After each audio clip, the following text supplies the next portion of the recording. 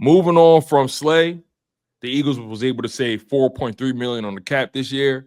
And moving on from Bradberry, they was able to save 2.1. So in grand total, they saved $6.4 million between those two players. And then with the Saquon Barkley extension, that basically cut his cap hit in half. The Philadelphia Eagles was able to save north of $10 million between those three moves. And they're rumored to have about $21 million in cap space right now.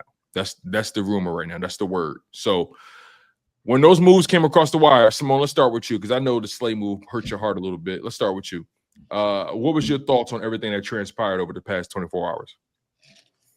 I'm not gonna lie, man. You know what I'm saying? It's the front office job to put their emotions aside and be all business. You know what I'm saying? We fans, we got emotions. You know what I mean? So obviously, I understand the logic behind the Darius Slay move, but y'all, that she hurt, bruh. Like that hurt, bruh. Like I knew it was coming. We knew it was like a 70% chance it was gonna happen. But y'all, I'm gonna miss if Slay does not come back. Not having that smile in my secondary. I know, Slay has done stuff. He'll get on our nerves a little bit here and there throughout the season. But it's not like Slay is a one of one. Like his personality, the energy, the vibes, the leadership that he brings, it's a one of one. And I'm going to miss Slay, man. I'm gonna miss that smile. I'm gonna miss that shit. With Slay, I just gotta say it was time. Y'all see that Super Bowl 52? You know what I mean? I like that. It's time. Yeah. Lil Timex had a collab. Listen, I've been on everything. Yeah, you've been on everything. I've been on everything. We gotta do a merch haul. Like we gotta. Hey, like, Symone, next week we can show everything we cop. Symone, I know between you and the rest of the universe is crazy. You never add me. I know you've been on everything. See, I ain't grabbed none yet. Hey, let me show y'all. I gotta show y'all something. See, here she goes. See, I ain't grabbed none yet. I'm last to the party. You see, she got the LIX in the back. You see it on the wall? Listen. One thing Symone gonna do, she gonna get her merch this year.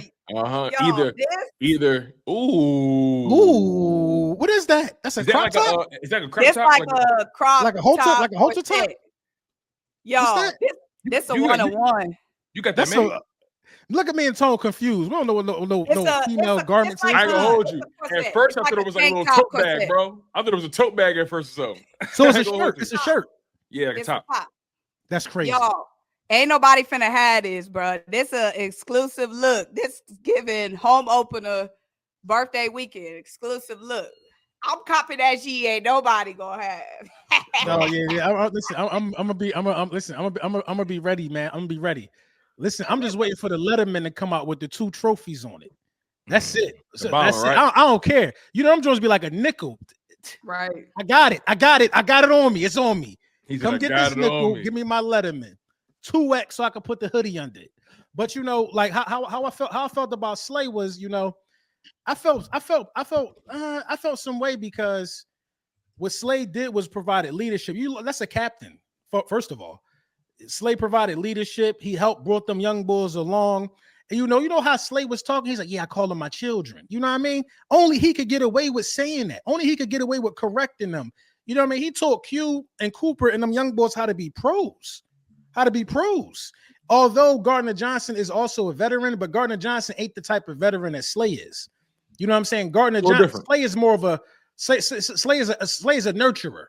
He's not going in there hollering at him. You know what I'm saying? He's coming at this from a nurturing aspect, like this is what you did wrong. This is how you could be better. And some people need that.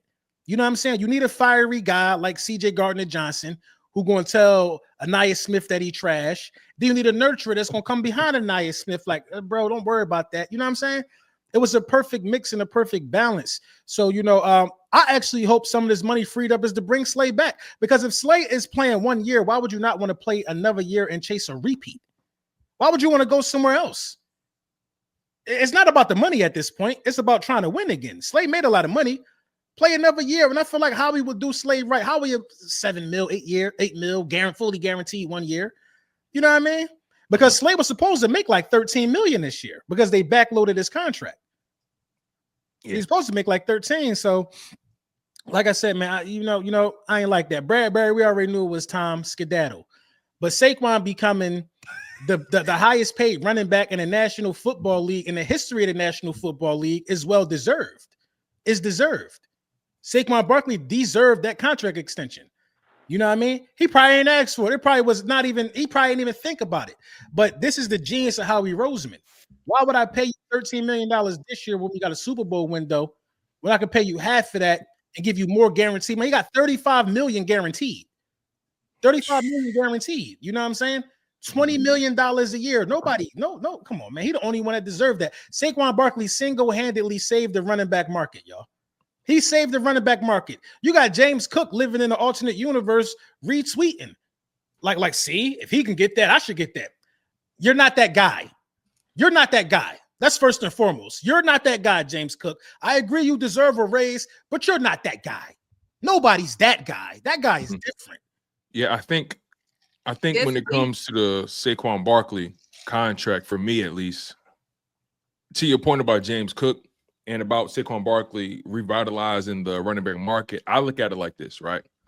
When you think about guys like Jahmyr Gibbs and Bijan Robinson, those guys who are quite literally the engine to their offense, those offenses don't function without them doing what they do. They're looking at the Saquon Barkley like, oh yeah, he raised the ceiling for guys like him.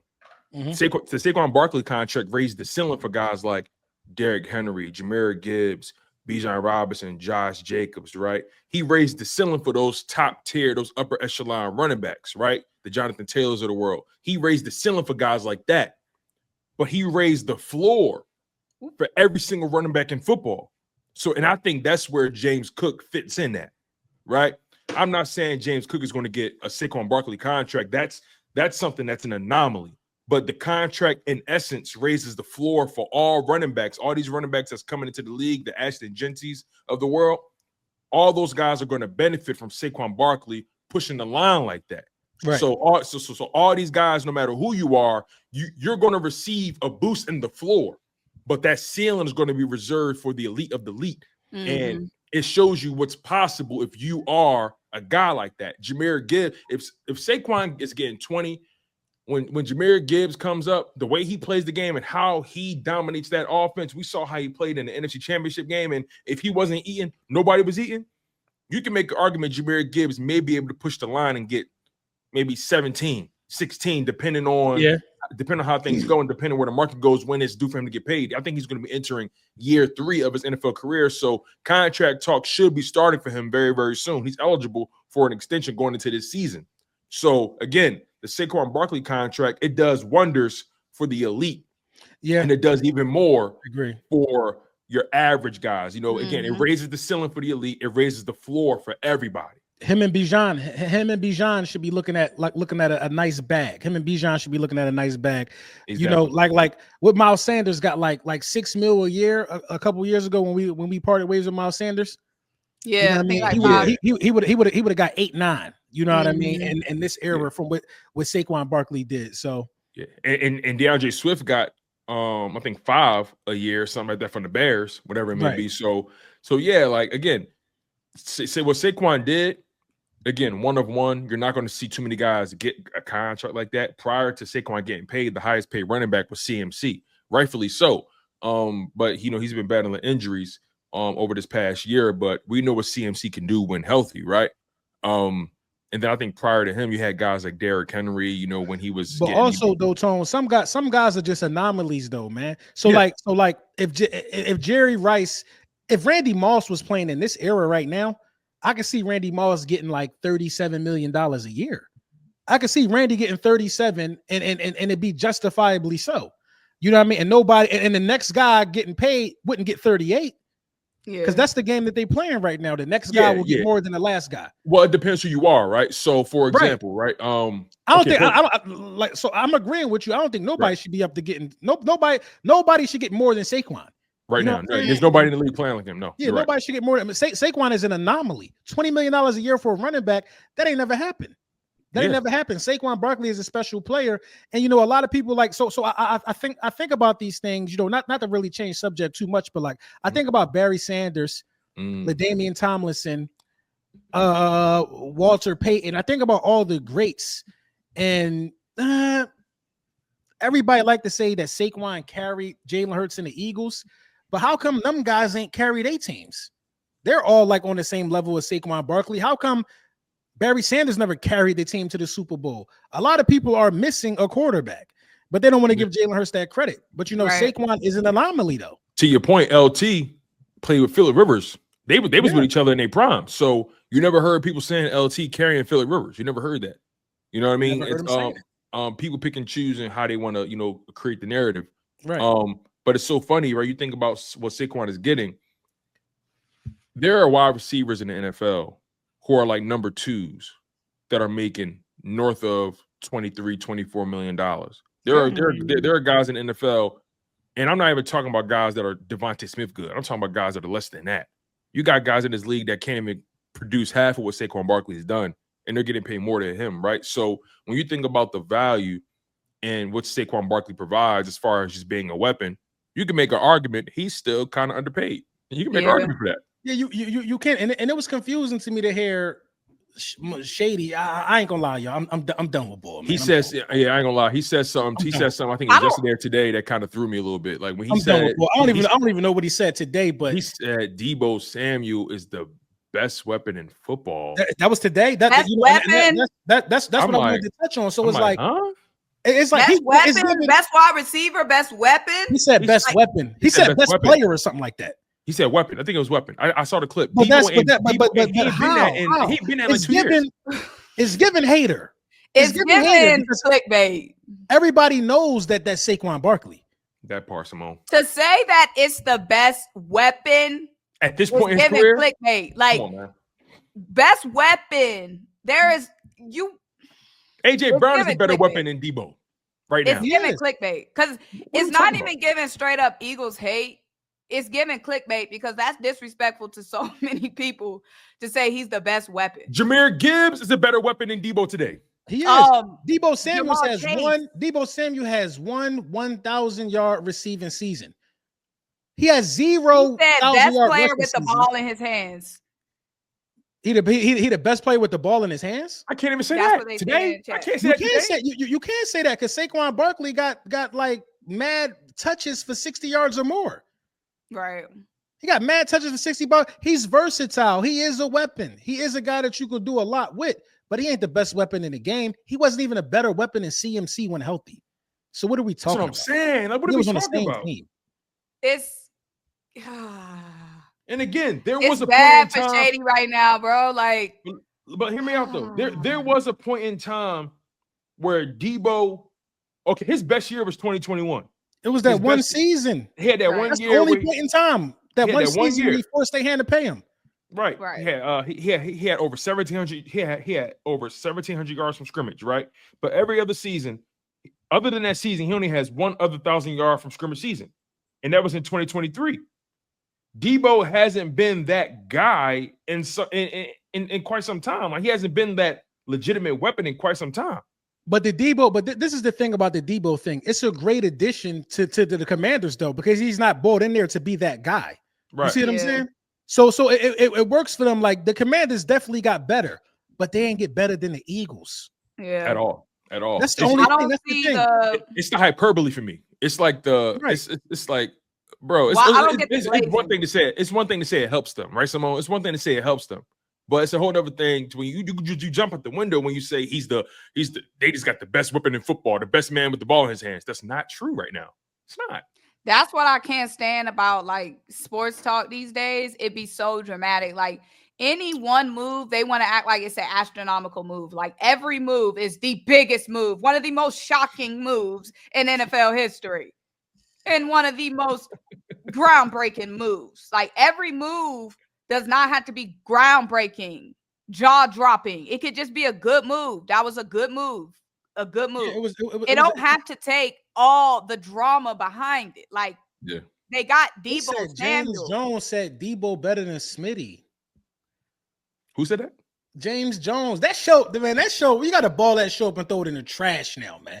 Between Chase Daniel saying Saquon Barkley from Philly, between James Jones saying Debo better than Smitty, Then you got Shea. They need to bring. Is Joy there, or did Joy leave?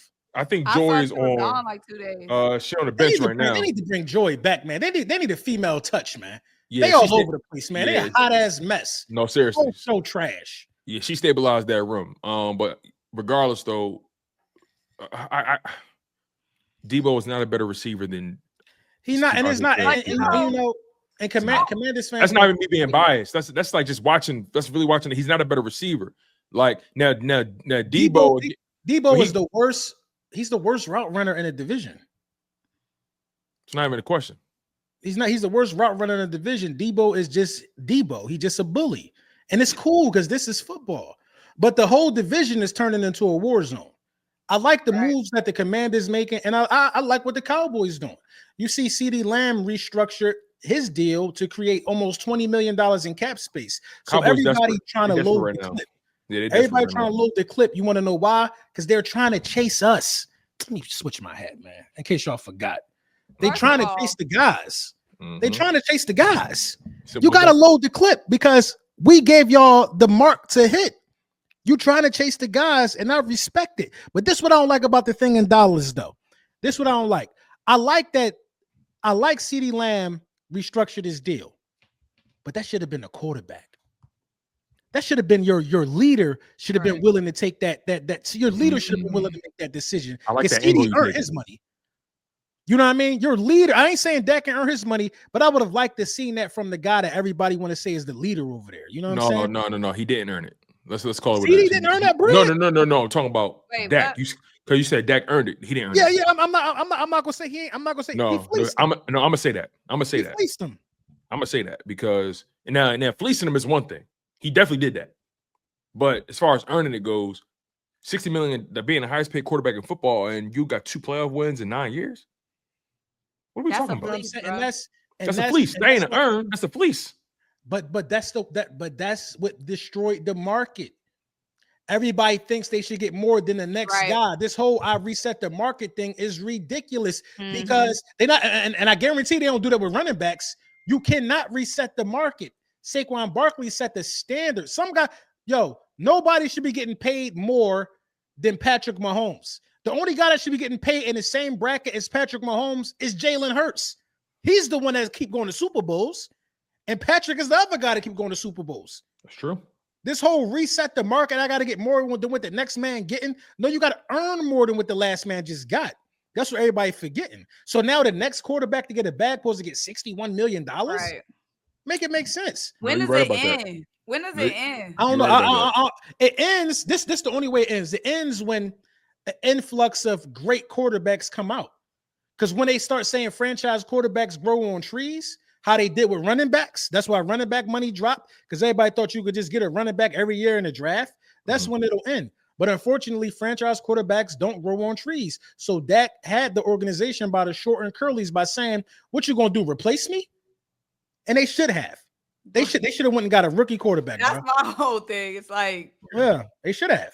But I feel like they be throwing the bag to guys that ain't even franchise quarterbacks. That shouldn't have even been. Like, how did Trevor Lawrence get all that money? Because of the capital. He was the number 1 overall pick. The capital that they spent on it. Bro, right now, I'm hearing conversations about, should Sam Bradford, should the Vikings pay Sam Bradford north of $50 million? Sam Darnold. Just who's going to pay Sam Darnold? Should Sam Darnold get paid north of $50 million? They decided not to franchise tag him. So I think that's a smart move. We're gonna find out what you wrote from this market right now. There's no way in God's green earth that I'm paying Sam Darnold north of 35. He's not getting more than 35. I know Sam Darnold is pissed. Sam Darnold was 4 games away from making a bag, bro. I know he pissed because he didn't get exposed until later in the season. All he had to do was just play well. I know he is pissed. He's so mad he had to run up on, what was it, the Lions first, then the Rams. Think about how close he was to a bag, bro. If he'd have won one playoff game, he'd have got a bag. Just one. It would have been a question. If he didn't get embarrassed like that against the Lions, he would have got a bag. He could have recovered and beat the Rams. He could have beat the Rams and recovered from that. Right. That Lions, that was like the whoa. Okay. He's still gonna get a bag though, because It's teams that need starting quarterbacks. Desperate Yeah, but teams. he ain't gonna get the bag that he would have. He would have No, been. he gonna get. It don't matter. A quarter. He Big gonna get 25 mil a year. It don't even matter. Yeah, he It's gonna more than get. he would've got. He gonna get paid, but he ain't gonna get the bag he would have got if he didn't get exposed. Exactly, and it don't even matter because at the end of the day, he getting more money than he. He still gonna get more money than he need to be getting. Yeah, he ain't gonna be no backup. But that's the thing about free agency. It's the land of desperate teams and irrational decisions. That's why Howie Roseman is a genius, because he learned from his mistakes. He's not a guy that's going to overpay in free agency. He's a guy that's going to pay the guys that he drafts. He's going to find disgruntled players and maybe trade for them. He's going to find the diamonds in the rough. That's what makes Howie Roseman the guy that he is. Right. That's why it's going to be so interesting to see, after creating the cap space he created after the Saquon move, after the Slay and Bradberry moves. It's going to be interesting to see what the play is.